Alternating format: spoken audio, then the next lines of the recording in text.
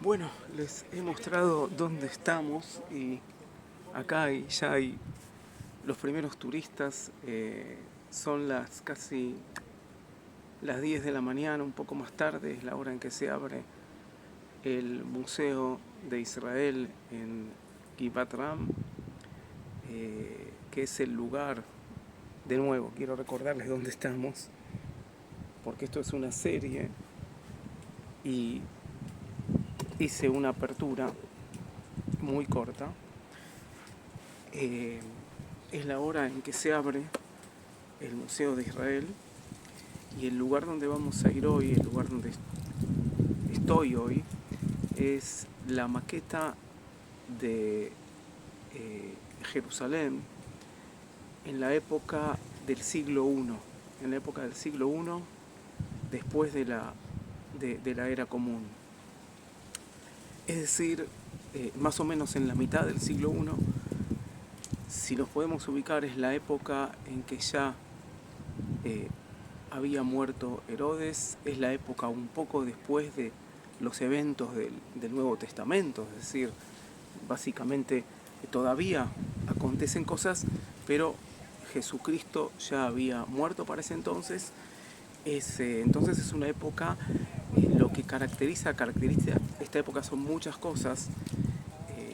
Una de las cuestiones que caracteriza la época es eh, dominio romano, cierta independencia, pero Judea es básicamente un estado vasallo que oscila entre estado vasallo y provincia. Muy, la cuestión es muy inestable, esa es una de las cosas. Otra de las cuestiones es la ciudad. Esto es importante desde el punto de vista de lo que van a ver urbánico y de arquitectura. La ciudad está en su máxima expansión,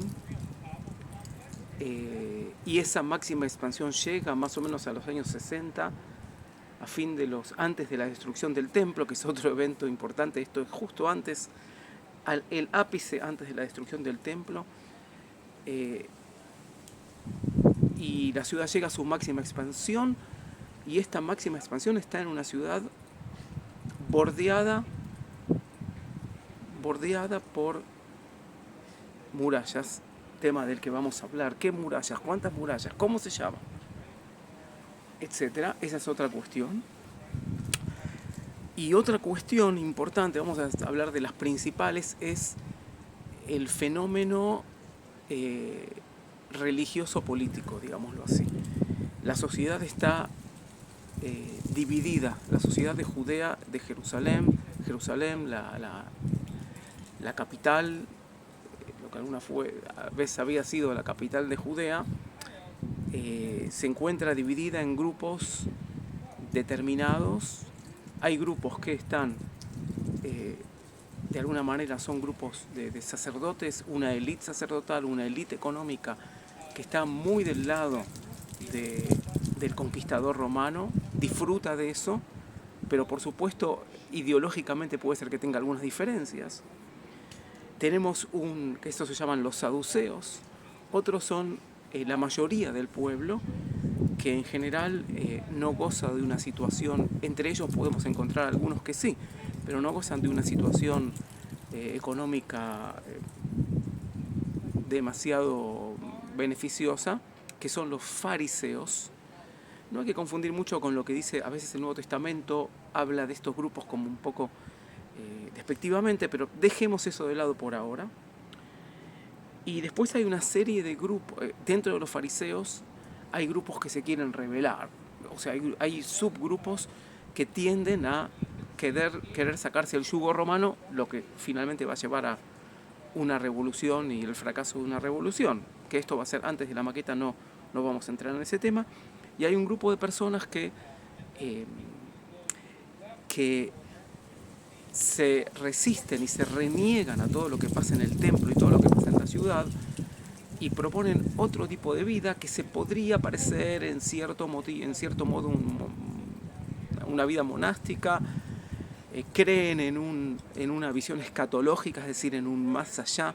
Hay un énfasis en el más allá, hay un énfasis en que este mundo ya hace 2000 años, digamos, que todo esto está tan corrupto, se ha corrompido tanto que hay que empezar de nuevo, hay que llevar la vida de otra manera, sí hay que purificarse, sí hay que llevar a cabo un montón de rituales, pero todo esto que vemos, que vamos a ver hoy, el templo, la grandiosidad de este santuario enorme, ellos ponen en duda todo esto. Estos son los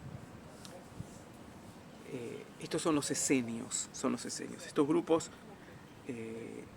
aparecen los historiadores de esa época y principalmente Flavio Josefo, describiendo su forma de actuar, su forma de pensar, etc. Entonces, esta maqueta que se la voy a filmar, hoy la vamos a ver con bastante detalle, pero miren qué cosa magnífica. Se elaboró por un académico eximio de la Universidad de Jerusalén, Mijael Avi-Yonah, en la década del 60. Le llevó unos 3-4 años y fue expuesta en un hotel en la zona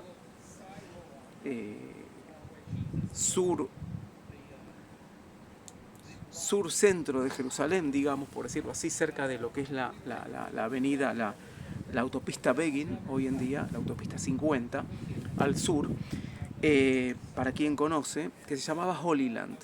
Y entonces era parte del complejo de un hotel. El dueño había pagado, había dado sus para que se expongan ahí, esta maqueta extraordinaria, y se puso ahí. Ahora, en el 2006, por un montón de refacciones y cuestiones que hicieron allá, esto no iba a formar más parte de ese complejo Holyland o Tzvi Eretz, creo que era el nombre en hebreo, perdón. Y entonces se pensó en traspasarlo a acá, en un espacio abierto en el Museo de Israel, en un espacio abierto como ustedes ven.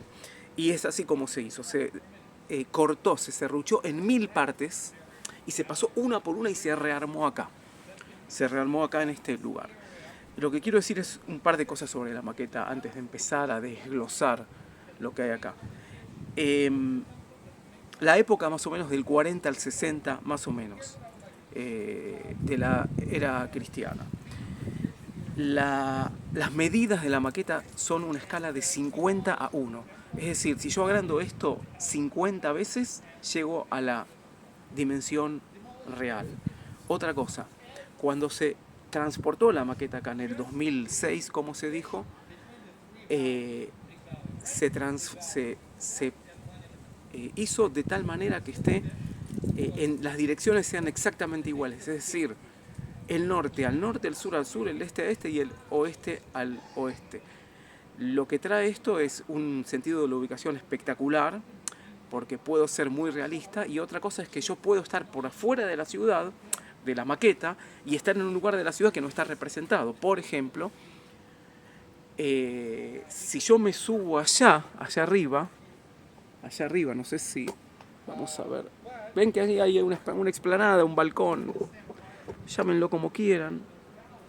Si yo me subo allá arriba y estoy, acá veo el templo de Jerusalén, por ahora vean lo que vean, después explicamos, pero vieron que está el templo.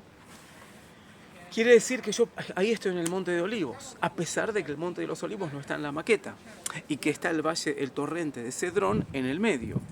O sea, esto trae muchísimas ventajas y para mí pienso que fue un hallazgo ubicarlo primero que nada en las coordenadas reales de la vida. Vamos a empezar a recorrer esta maqueta, y si hay algo de la introducción que por algún motivo no he dicho o no he agregado, lo voy a agregar sobre el camino, y va a ser una serie que vamos a disfrutar muchísimo. Y bueno, en esto que es La Voz del Lugar, yo soy Ezequiel, como saben, como ustedes ya me conocen, estoy presentando lo mejor que se puede ver acá. Estuve con muchas expectativas de hacer esto y de presentarles esto, que todavía no lo hice, así que vamos a ir al grano directamente.